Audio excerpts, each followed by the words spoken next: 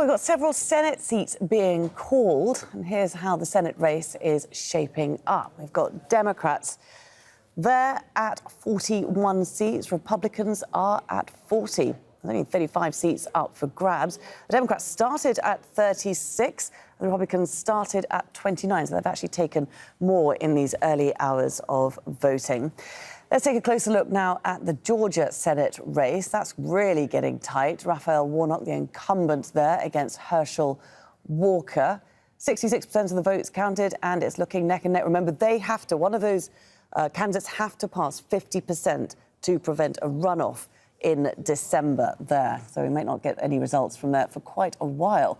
Now, some very early results are coming from another key battleground state, that's of Pennsylvania. Only 38% of votes counted, but we are seeing John Fetterman for the Democrats pulling slightly ahead of Mehmet Oz, but only 38% of the votes counted, so that's far too early to call there. Let's go to Texas, the governor race there in Texas. Beto O'Rourke, he's trying to unseat Greg Abbott, the very Republican, anti-abortion, anti-gun control governor there, anti-immigration governor.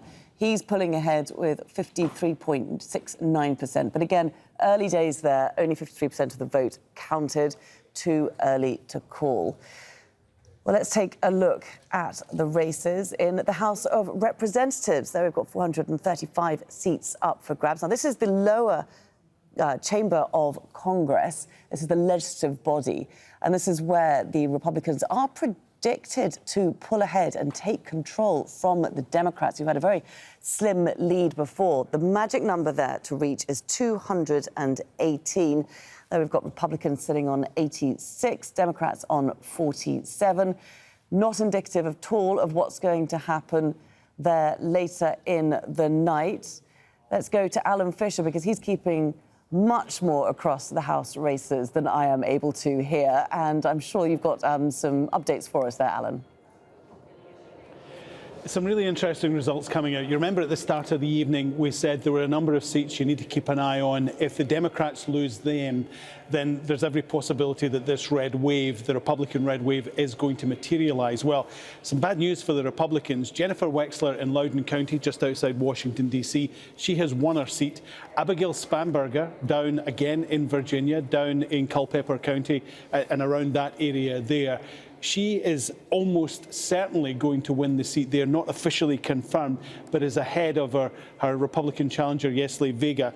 And Maggie Hassan, who was at risk of losing her Senate seat in New Hampshire, is doing much better than anyone expected, winning places that last time round, when she ran for the Senate, she lost. So she's turned that right around. So she's doing very well.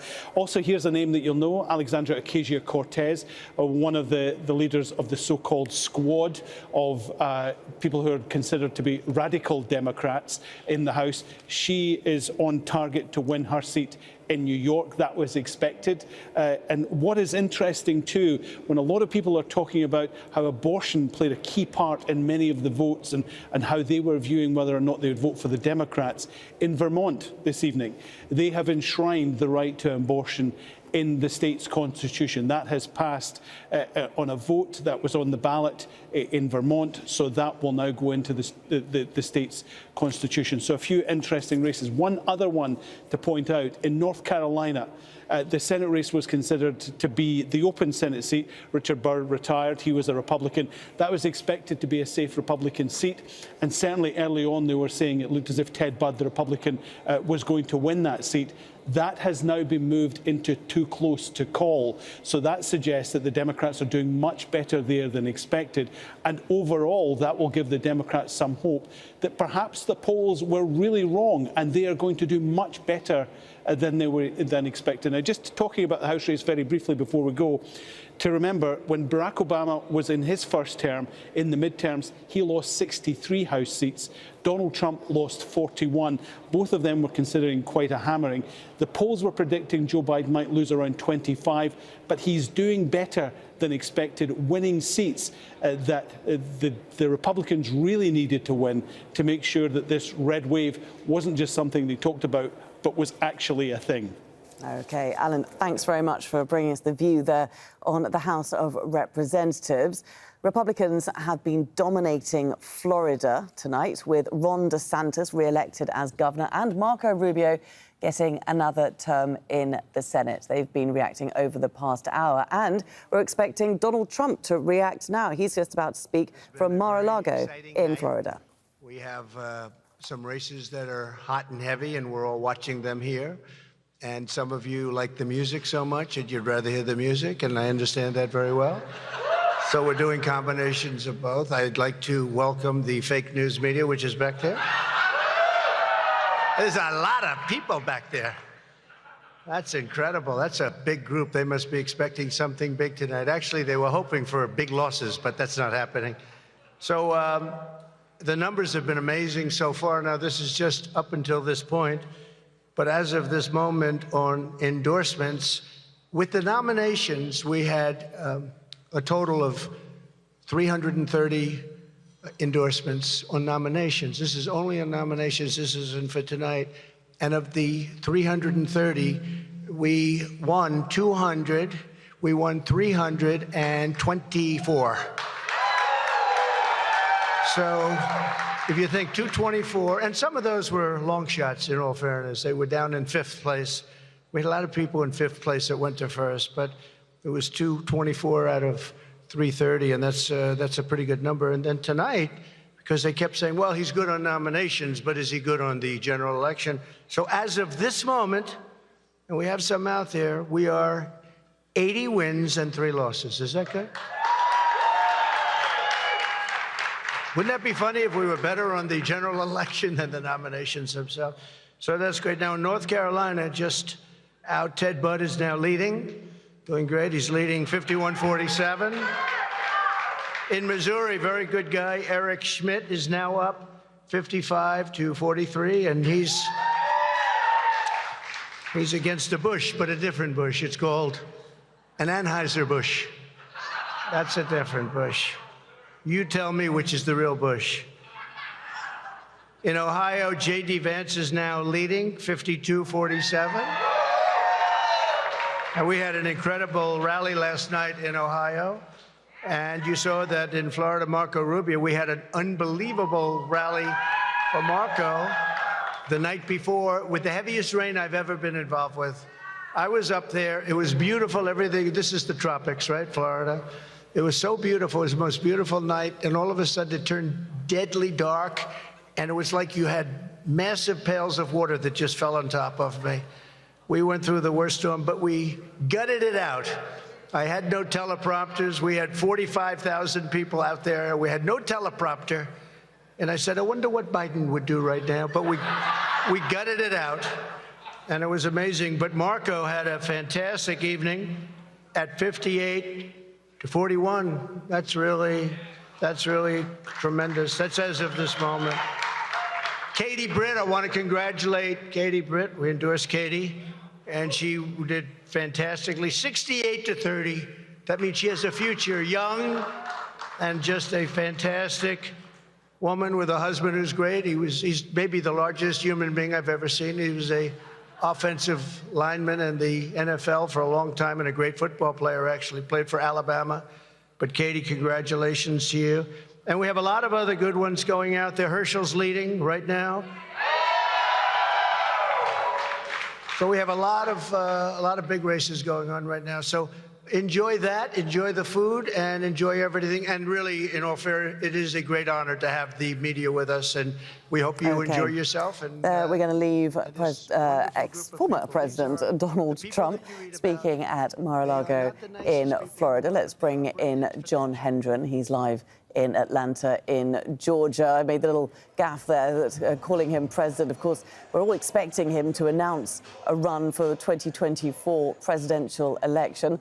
Not done it yet. And of course, tonight is not really about President Trump, ex-President Trump anyway. He is talking all about his successes, about the Republicans' successes. But are the Republicans doing as well as he says they are outside of Florida?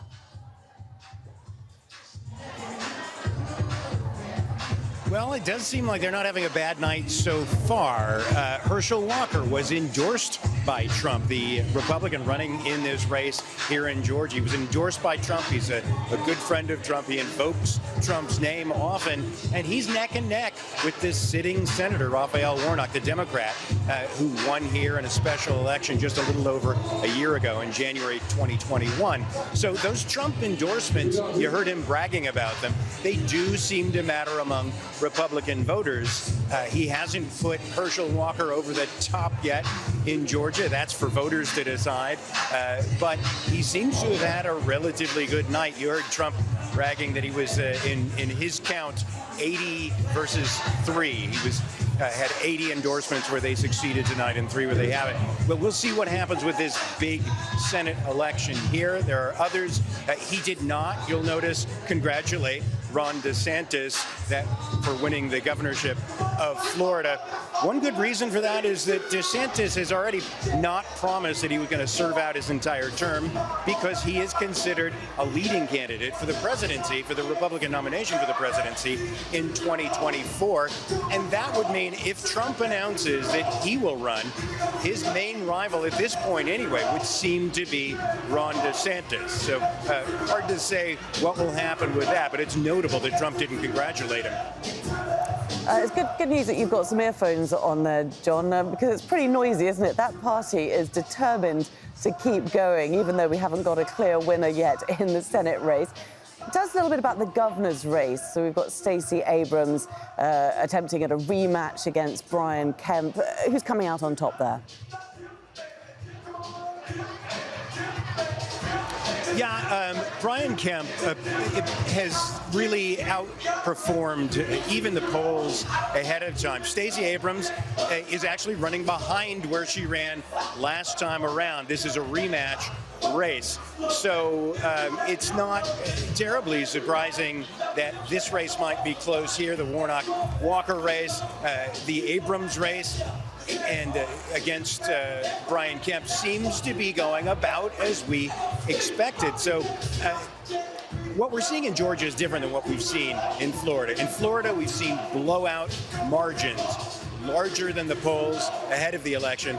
And here what we're seeing so far is about what we expected. When you look at the Herschel Walker versus Raphael Warnock race, that is neck and neck, which is what we expected. And if it were to be called at this point, with over 70% of the vote counted, they'd have to do a rematch in December. Interestingly, in that race, there is an independent, a libertarian, who's getting about 2% of the vote. One would normally expect that the libertarian vote would come at the expense of the Republican.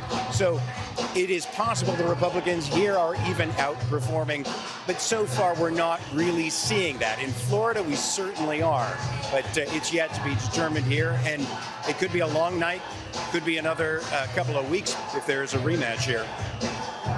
Indeed, it does. OK, John, thanks very much for the moment for joining us there from Georgia. Let's go back now to Washington, D.C. there. Patty Culhane is hosting her panel of guests for more lively discussion. Patty. Thanks so much, Laura. There is so much to talk to about, and we're just in the middle of it. So I want to introduce my guest. Joining me now is Jennifer Victor, professor of political science at George Mason University, Ashad Hassan, a Democratic strategist, and Jocelyn Castillo, she's a Republican strategist.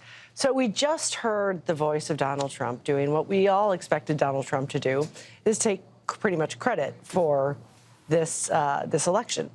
I want to talk first about some of the Trump-backed candidates. So in a normal universe, Herschel Walker, who is a football player, who didn't live in that state necessarily, goes to Georgia, has one of the worst debates, can't really even seem to speak. Then it comes out that he's got domestic violence allegations, very credible ones. Then it comes out that he's allegedly paid for not 1, but 2 abortions, and he might win evangelicals against Raphael Warnock, who's an actual preacher. So, Ashad, to you, what? Really, what? I mean, this is an indication that this is, in addition to two candidates running for Senate, this is a national election. So the issues that the Democratic Party, the Republican Party are talking about are really sort of the issues that people are talking about. Generally, Americans will talk a lot, and the media in particular will talk a lot about character issues. But when it comes time to vote at the polls, Americans think about, okay, which direction do I want to take this country? And Georgia is going to be an excellent example of two very different visions for who this country is, who we are, and what it is we value and cherish. So, sure, Walker is certainly a non-traditional candidate, not by any measure a particularly strong candidate. Non-traditional is it? Yeah, that's one word for it. Yeah. But he is running in a very Republican state. Remember, we just turned Georgia blue this last cycle. Before that, it was Republican for decades. So, sure, there's going to be plenty of Republicans who are going to vote just as they have been voting for a very long time. And that is going to have not much to do with the fact that Walker isn't particularly competent on a debate stage or that Walker has a lot of skeletons in his closet. It is going to have more to do with the anxieties that voters have and the way that Republicans have been able to capitalize on those, less about Walker. Jocelyn, you're a Republican. Do you look at Herschel Walker and go, that's my guy? Well, you know, I think you made a good point. Republicans have had that state in the bag. And, you know, in the last election, that was an anomaly. And so when you look at the growing population in Atlanta, that is becoming obviously more of a blue state these days, how much is the Latino vote, the independent vote, going to go for Walker, not necessarily because of the candidate themselves, but the issues that he is presenting. We talked about inflation in your last segment. I think that is front of mind for a lot of voters. We're talking about the rise in crime. I think people want to change. They're paying more, getting less. And who is the candidate at the end of the day that is going to vote for the right policies, inform the coalitions in Congress to get the majorities that we need to pursue the policies that voters want to see? And I think some voters may be able to see Walker as a vehicle for that. But as a Republican, are you proud that he's your candidate? I think I'm proud of anybody that will pursue the right policies. Obviously, you know, I think primaries have been very tough in certain Republican states. You look at Missouri, for instance, Eric Schmidt was able to pull it off.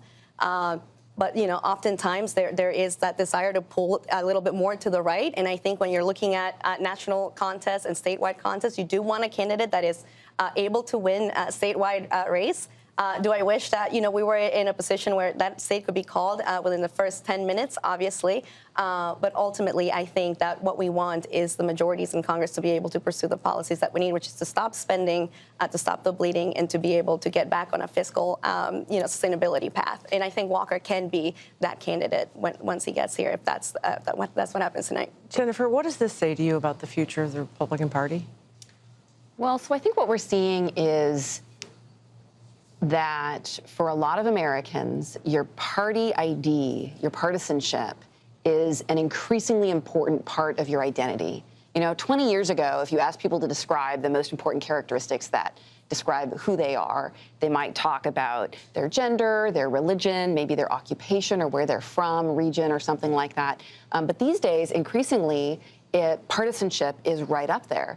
And because partisanship is such an important, critical part about how people see themselves, about who they identify as being on their team or in their safe space and who is dangerous to them, it makes it a lot easier to make a lot of excuses for maybe people that you wouldn't have made excuses for before, in that sense. Is this the post-shame period of American politics? I mean, maybe. Okay, I mentioned earlier, covered the Bill Clinton rally, one of my first as a young cub reporter. Yes, I'm very old. I know you're all doing the math. He was almost downed by the fact that he said he inhaled a joint, or he smoked a joint, but he didn't inhale it. So how do you go from that to the tape from Donald Trump to now these candidates who are like, yes, there's credible allegations that he beat his wife and paid for abortions, and he still gets the Republican vote. So what does that say? Go ahead, you want to. Well, I think it's down to one's own partisans to do the disciplining, right? So we have seen some people taken down for scandal over the last 10 years, but they've been taken down by their own party, not by the other party. They were all Democrats. Yes. So, for example, if you have Al Franken, the Democratic Party asked him, or pressured him to cut it out and get out of here. You don't have that same kind of pressure on the Republican side, and that's something that many Democrats sort of talk about and fret about. But for those same Democrats, it is important that we stick to our values. And I think that Georgians get to make that decision now in Georgia, whether or not to stick to their own values, if those personal convictions are really important to them.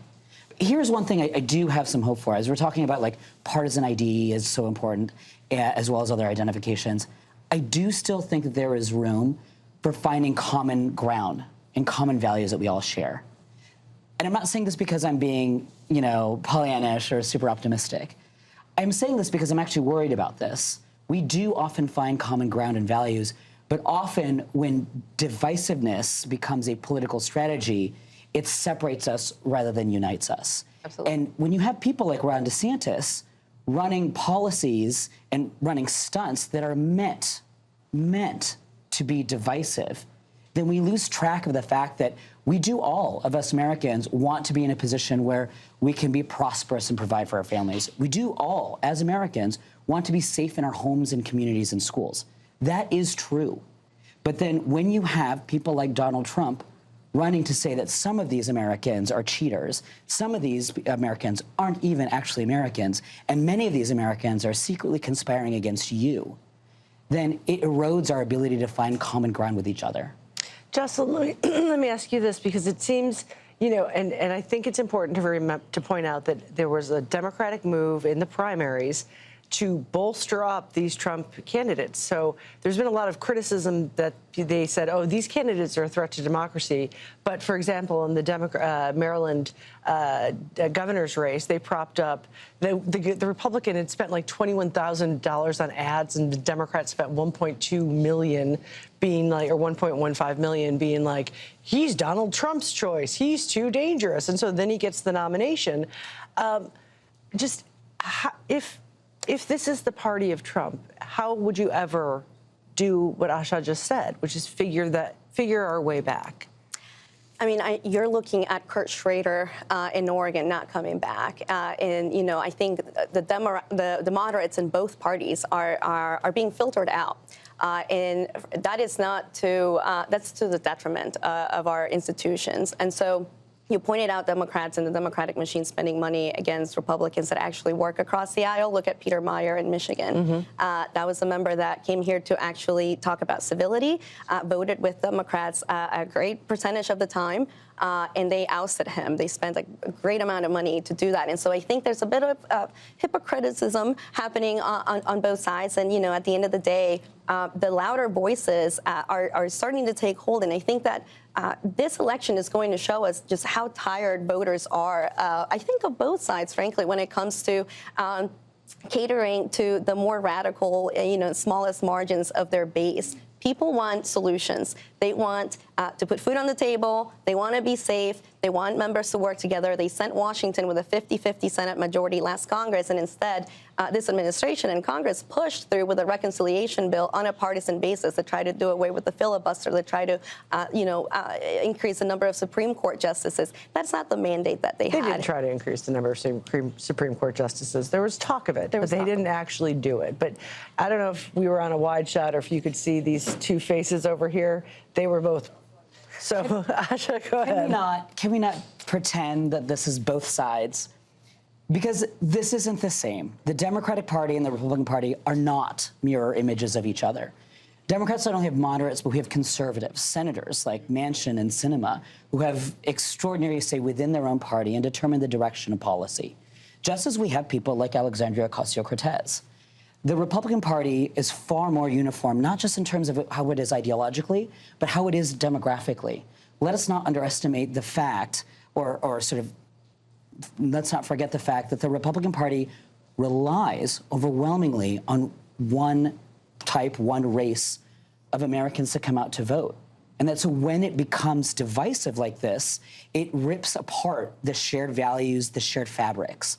And that's where you have this kind of extremism. There will always be primaries on both sides, and I'm progressive, so I'm going to make sure that my side is represented in the Democratic Party. But I'm not calling to question the legitimacy of the election and having practically the entire congressional delegation of my side saying, yeah, this isn't there. We don't really have a president. Jennifer, you made a face, and I am going to get to you, but guess who's talking? Who have we all been talking about? Herschel Walker. Oh, boy. He's talking, and we are going to, our audience now, it's perfect, right? See for yourselves what we were talking about. Here you go. Herschel Walker speaking in Georgia. And I want to thank you guys for coming out. And thank you guys for being here. And thank you guys for all your support. I'm not leaving. I'm up there, they call it a war room. And I said, it's a blessing. And I'm up there in this room that I've been blessed. So I'm ready. And I know you guys are ready as well. So, hey, God bless you guys. Let's just keep it going. God bless. Thank you guys so much. That's Herschel Walker speaking there in Georgia. Let's go to the White House, our correspondent, Mike Hanna. These midterms, they really are a referendum, aren't they, Mike, on Biden, on the administration, on the past 2 years. What's America saying? Well, every time in the midterms, yes, it is a referendum on the current administration, whether that administration likes it or not. President Biden has been attempting to steer the conversation away from that particular fact, as have his fellow Democrats. But traditionally and every midterm, yes, it is a referendum on the administration and what the administration has achieved. Now, certainly the Biden administration has had an up and down year. At the beginning of this year, President Biden's opinion ratings were exceedingly low, sinking in the face of increasing prices, increasing gas shortages, increasing prices of gas, of rentals, of accommodation, rising interest rates. And certainly at that particular stage, the Republicans were thinking they are going to take it all in these midterm elections. But then there was something of a comeback by the administration. They succeeded in passing some exceedingly significant legislation.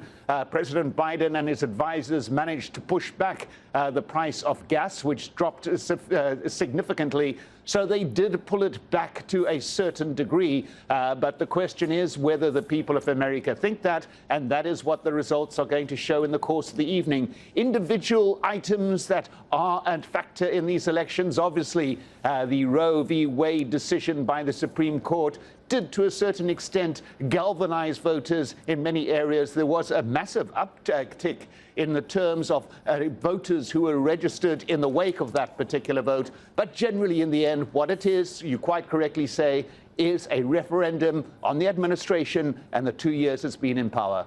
Mike, thanks very much. We're going to go straight now to Vermont, where we can listen to Becca Ballant. She's the representative who's been elected there in Vermont.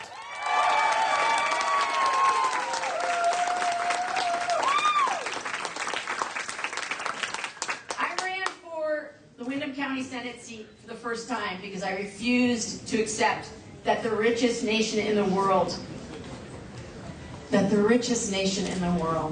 could not take care of working families, could not house them, could not feed them, could not give them health care. I had kids in my own classroom who I know were living in tents or in cars, whose parents were struggling with addiction. I still believe that we have to turn towards each other in our communities. That's how we're going to find our way through, for each other and for our communities. When we started out in this race, we were down in the polls. We didn't have a lot of money. We didn't have a lot of endorsements. But we never stopped believing that if we pulled people together and ran an authentic, genuine race where people could see what I was about, that they would come to us because they wanted something different.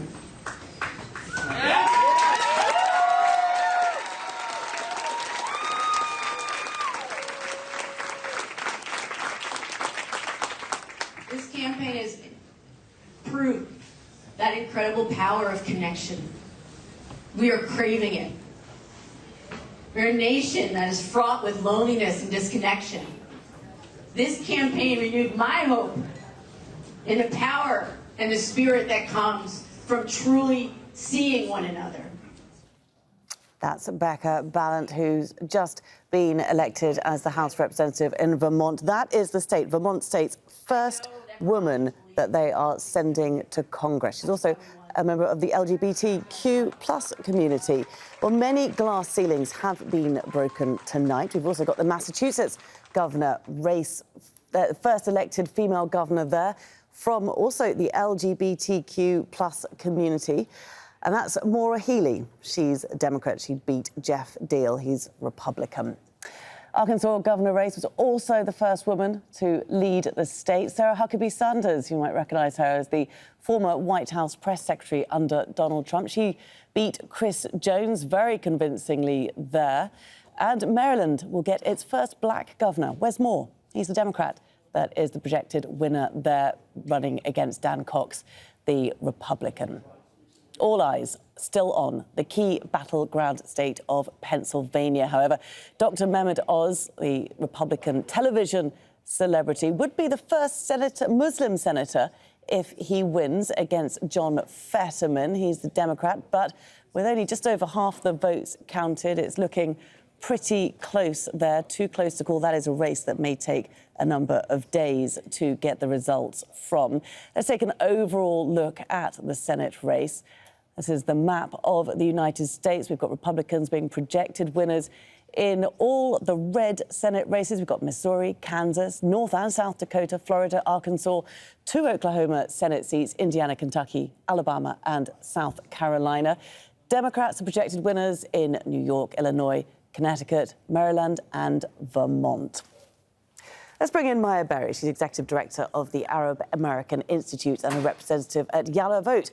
That's a voter mobilization organization. She joins us from Washington, D.C. Now, I know you want to talk about mobilization of voting, and we will get onto it. First of all, we've got to address that we're seeing some firsts tonight, aren't we, in the ballot box? We are. That's always exciting to see. I think when we make some groundbreaking moves, and I'm a Maryland voter, so seeing our first African-American elected to governor is certainly exciting. What do you think of the vote overall? Do you think it's going according to how the polls suggested that it was going to? No, I think perhaps the only place that's what's playing out today is Florida. The rest of the country, I think most political pundits were smart enough to say this idea of a red wave is a little too early to predict. If you looked at the polling going into Election Day, most of it was within the margin of error. So frankly, at a certain point, it didn't become useful exercise to continue to look at the polling. It is close, and I don't think we're going to know the results of all of these races tonight. How does your organization work? How do you get people to mobilize the vote? Because this has been a key issue for quite a few governors. Stacey Abrams, wannabe governors. Stacey Abrams is talking about voter suppression. She's been key at leading people who feel disenfranchised to the ballot box. How easy is it? How do you go about it? Well, I mean, it's a really interesting question because we launched Yalla Vote back in 1998, and it was specifically a voter engagement project. And it is, as you say, just reminding people that you have to get out the vote. You have to go and make sure to properly participate in your democracy, you are voting. And at that time, and for certainly well over a decade into that, it was mostly about turning out the vote. Regrettably, as we've seen more recently, that the voter engagement efforts cannot just be about making sure you go vote. We have to deal with a lot of voter suppression issues that have been taking place. We have to deal with a lot of disinformation that's been taking place. So what used to be just turning out voters is now a lot of voter education to tell them that some of the things that are surfacing in their social media feeds, among their sort of bifurcated media outlets, are not necessarily what is factual. And we do a lot of work having to say, this is true, this is not true, please stay the course and continue to participate in the process. And to be clear, we're a nonpartisan institution, so I don't necessarily care which way a voter votes. I just want to make sure they're engaged in the process and participating. Getting voters to the ballot box is one thing. What about the situation afterwards? We've got a record number of people who are election deniers, we call them now, on the ballot. How much of a problem is this? Yep. That is a huge problem. I cannot understate the problem of going into a midterm election with roughly 300 people who do not believe the election of 2020 was decided accurately. So when you talk about election deniers, you're talking about people who do not acknowledge the integrity of the political process. It's a direct threat to our democracy, and regrettably, we're seeing it take form in the face of political violence that's potentially playing out. There's been the threat of it at polling places. We had, I mean, again, it's not normal to say that we had people showing up at polling precincts while the early voting was going on, completely armed, and saying that they were there simply to watch voters go in. That's intimidation. It's wrong, and it really does pose, I think, a very real threat to our democracy. OK, Maya Berry, we'll leave it there. Thank you very much for taking the time to join us here on Al Jazeera. Let's cross over to our correspondent, Gabriel Elizondo. He's live for us in Pittsburgh in Pennsylvania. Now, this is one of the seats where Democrats were most hopeful of gaining in the Senate. Gabe, what are the results looking like? Well, we have a little over 50% of the vote in, and John Fetterman, the Democrat, has a very narrow lead. It's still way too early to make any calls on this. It's just this is going to go on late into the night here, as everyone pretty much expected. However, I can tell you that the Fetterman campaign is looking at the numbers coming in, and they feel pretty positive. And that is because Fetterman, in some very pro-Democrat counties, Fetterman seems to be running better than Joe Biden did 2 years ago in the presidential election. And on the other side, in deep red counties, it appears that the Republican candidate, Mehmet Oz, is running a little bit below what Donald Trump's numbers were in red counties. So Democrats are looking at that and saying it's looking pretty good for John Fetterman, but it's still way too close to call. And with just barely over half the votes counted, we still have a very long night to go here in Pennsylvania. And let's look at New Hampshire, the Senate race there. The Democrats were hoping to take a slight lead, at least. What's the result looking like there? Yeah, New Hampshire was a race that the Democrats were starting to get a little bit worried about. The incumbent, Maggie Hassan, has a big money advantage over her Republican opponent there. She has more than $30 million that she spent on that race. Her Republican opponent, Trump-supported someone who's never held public office before, only had $2 million that he was able to spend. And results are coming in, and it looks like Maggie Hassan is doing quite well, has a fairly good lead at this point with more than half of the ballots in already. And so Democrats are a little bit breathing a sigh of relief at this point. Is it over? No, it's not. But the race appeared to be tightening in the last few weeks here. Republicans were dumping a lot of money into the race in the last few weeks, trying to bolster Bolduc, the Republican candidate there. And we're hoping that maybe they could pull out a victory in New Hampshire. Still a little too close to call, but it looks like Hassan is on the way where she could potentially win in New Hampshire, holding that seat for the Democrats. That's a race that could be called fairly soon if the numbers continue to progress as they have been in the last hour or so. OK, well, as soon as it is called, we'll be bringing it to our viewers. Gabe, thanks very much. Let's go over now to Madison, Wisconsin, where we can speak to Heidi Jo Castro. I want to know what's going on there. We've got Ron Johnson, Mandela Barnes. It's a swing state. Joe Biden managed to flip it in 2020. Who's looking to be in a healthy lead there? That's right. They are pretty much tied neck and neck at this moment with some 58% of the votes in that U.S. Senate race. Now counted, we're seeing that Mandela Barnes is in the lead by fewer than 6,000 points over the incumbent Republican Ron Johnson, and we'd expect that number to shift as the night goes on, given just how closely and evenly divided we know that historically voters in this swing state of Wisconsin are. You know, the last two presidential elections were indeed decided by fewer than 1 percentage point. And we saw the enthusiasm as voters were coming to the polls throughout the day.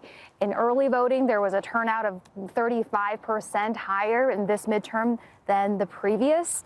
There's another big race in Wisconsin, which is the governor's race at this moment. Still too early to call, but the Democratic incumbent, Tony Evers, has a slight lead over his Republican challenger. So those are certainly two things we're watching. But also of interest, of course, is the abortion issue, which we know has been a major factor in every race we're watching tonight. But in the neighboring state of Michigan, where I spent the last few days, that was one of the top issues for voters, because voters in Michigan are being asked whether or not they want to support protecting abortion, and that's a direct ballot measure. The only race in this midterm elections that's directly asking voters about abortion. Well, so far, with about 13% of those votes counted, it looks like those who do support abortion access are in the lead by a comfortable margin at this point, which is in keeping with what the polls has been showing. But very interesting to watch there, as certainly the question of how abortion would influence voters in this election was top of mind, given that abortions are no longer protected by the federal Constitution, and now it's up to states, and the state of Michigan is answering how voters feel about it. OK. Heidi, thanks very much indeed. Let's go back up now to Washington, D.C. We can join Alan Fisher in Capitol Hill. Alan, just looking at the House results, the House of Representatives, we've got Republicans on 100, Democrats on 56. I mean, that would seem like quite a lead for Republicans, but they need to get to 210, don't they, to take the majority? So there's still a way to go. 218, I beg your pardon. I've just been texting with a Republican operative, would probably be the best way to describe him. And I said, how's it looking? What do you think? And he said, look, I don't think the red wave is going to happen. I think the best we can hope for is a good night, but there is the possibility that this could be a disappointing night for us. So that was quite interesting. And we've been looking at some of the races that were going to be important if there was going to be a red wave. We talked about Abigail Spanberger down in Virginia. She has won, so that's now confirmed. Elaine Loria is another Democrat in Virginia. We said that that could be a key seat. She looks as if she might lose. That isn't official yet. Still a lot of postal votes to be counted there. But also Jennifer Wexler, also in Virginia, she has won her seat as well. So things not panning out quite as well for the Republicans as they'd hoped, particularly in these key seats. Another interesting name is Lauren Boebert. Now, if you follow American politics at all, you might recognise her name. She comes from Colorado. She's a congresswoman. She has been very vocal in her protests against Democrats. She has flouted the rules in the House a number of times, and she's thought to be a darling of the right wing of the Republican Party. Her race is too close to call, and that is a real surprise. The Republicans would have been banking on her getting home. A couple of other results from earlier on. Maxwell Alejandro Frost, 25 years old. He won in Florida 10. He is going to be the youngest member of Congress and the first member of Gen Z to be elected as well. And another interesting result, not yet confirmed, but certainly heading that way. Chuck Grassley is going to win his Senate seat in Iowa. He is 89. Just to remind you, the Senate, when you win your Senate seat, it is for 6 years. He is the senior member of the Senate, which means that he is third in line to the presidency. If anything were to happen to the vice president and then the Speaker of the House, Chuck Grassley would step in. But he has won. It looks as if he's going to win his seat in Iowa at the age of 89 for another 6-year term. 6 years at 89 years old, rather him than me. Alan, thanks very much indeed. Let's go over to Washington, stay in Washington rather, and that's where Patty Culhane is going to bring in some more great chat with her guests. Thanks so much, Laura. It is really getting to be a confusing night. So helping to break all of this down, my excellent panel. Nadia Brown is the professor of government at Georgetown University.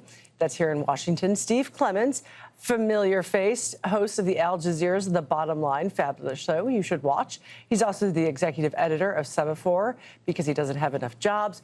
And James Davis, he's a Republican strategist. Okay, Grassley. We were just talking about Senator Grassley. That one I was watching, paying close attention to, because Iowa right now is in this place where abortion is being battled in the courts, and in Kansas we saw abortion. It energized women to come to the polls. So abortion is on the ballot with Grassley because the Republicans have said they will try to make a national ban. What happened, Nadia?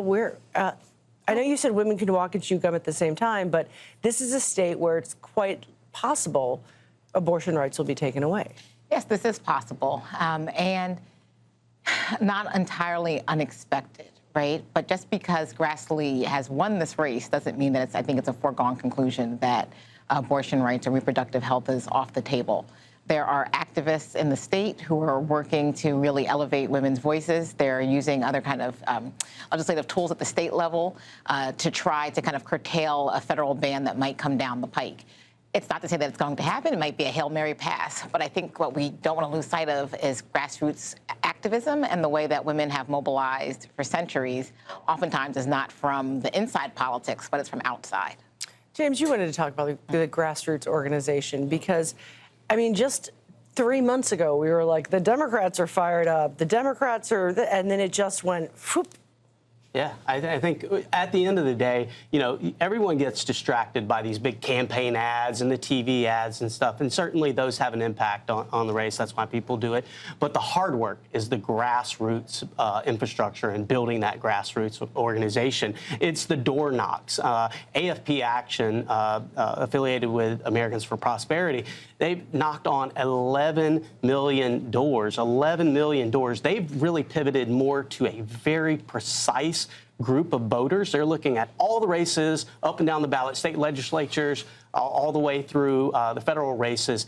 They're looking at a target universe of 43 million voters, right? They've done 11 million door knocks. They've done phones. They've done more than 100 million pieces of direct mail. And then they've decided they're going to own the digital space, really targeting individual voters who, one, need to get out and vote, and two, people that could be persuadable in that swing audience with no spillover that that typical TV ads would get.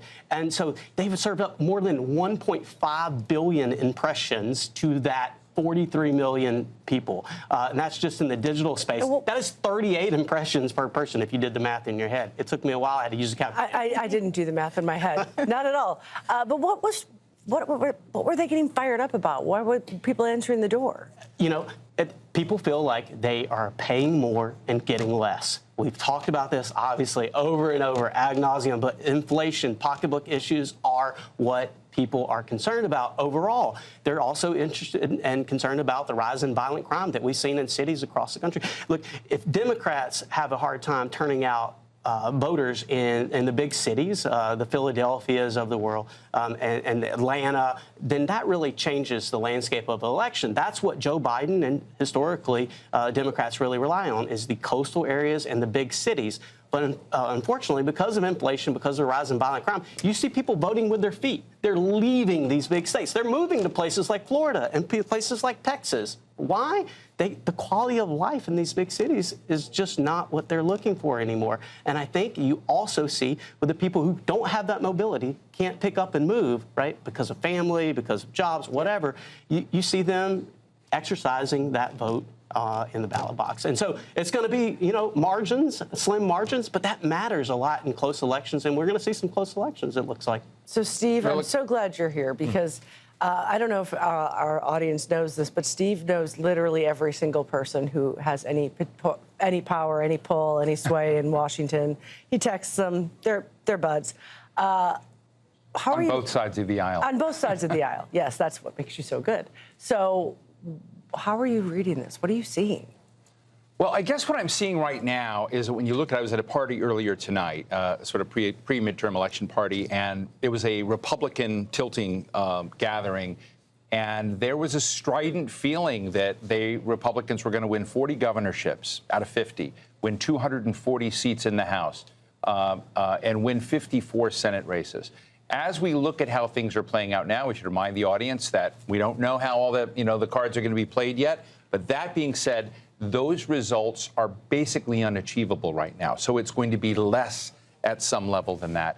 And we see dynamics that are really interesting and unusual that you wouldn't see if it was a major red wave. We have two likely female lesbian governors that are likely to win, one in Massachusetts, one potentially in Oregon. We have the first transgendered man who just won the first time in U.S. history in New Hampshire. New Hampshire is not a liberal state. It's a state with a lot of confusing currents, but you've got a first transgendered man who has won in a state House of Representatives. So there are interesting trends that we weren't paying much attention to. But on the broader issue of abortion, it's something I find very different between the Republican and Democratic parties. Republicans have been focused like a laser beam on the Supreme Court and the justices in this country, almost single-mindedly focused on making sure that they achieved that, and they knew that the objective was to get a reversal on abortion, on Roe v. Wade.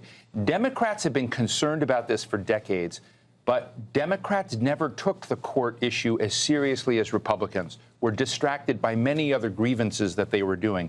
And behaving that while the abortion decision really did impact politics of this country, it was short-lived because the Democrats were distracted by other big issues, including Republicans. But it faded much as it did before, that there wasn't the same kind of focus. So I'm not surprised that it faced, but I do think that we're facing a very difficult time in the country as we look at how this plays out, of again, living in two nations, one nation where women have certain rights that are embedded in their state constitutions and protection, and other places where anything that tilts towards abortion becomes a criminal act. And I think that is something that this nation is not going to solve tonight and is going to be an ongoing ulcer for many years. That's so fun.